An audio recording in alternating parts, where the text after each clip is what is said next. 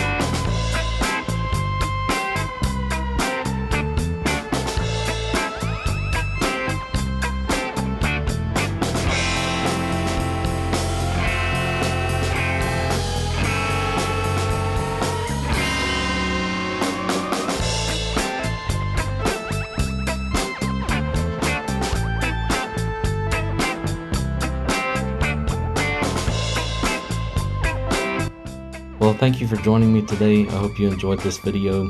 I love making even small things like this that don't take a lot to fabricate, but they still serve a purpose and are very useful, and really enjoy doing little projects like this that can be completed pretty quickly. Well, again, I hope you've enjoyed. Please give me a thumbs up and subscribe to the channel if you want to see more things like this. And I look forward to seeing you in the next video.